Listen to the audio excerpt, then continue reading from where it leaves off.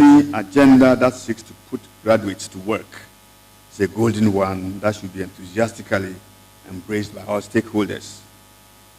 Putting our graduates to work has been a theme that has preoccupied several governments in countries across Africa.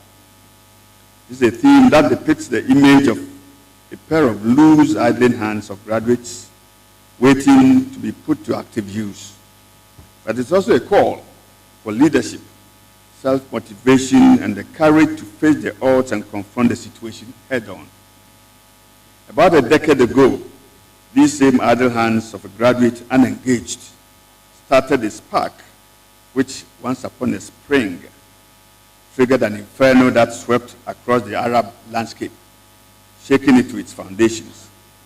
Since then, the idle hands of the graduate have become a dreaded metaphor for a rupture, almost a social and economic catastrophe.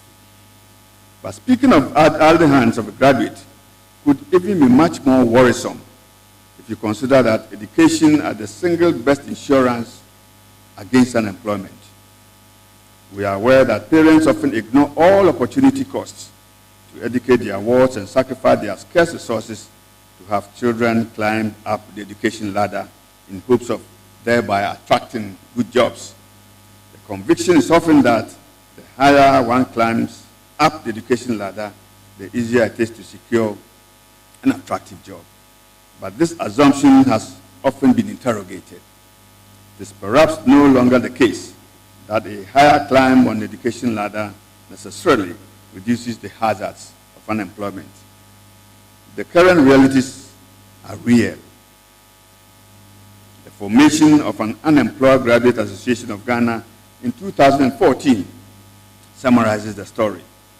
The rather depressing name of this association triggered an avalanche of criticisms in the public domain, compelling the association in 2017 to rebrand and call itself Association of Graduates in Skills Development.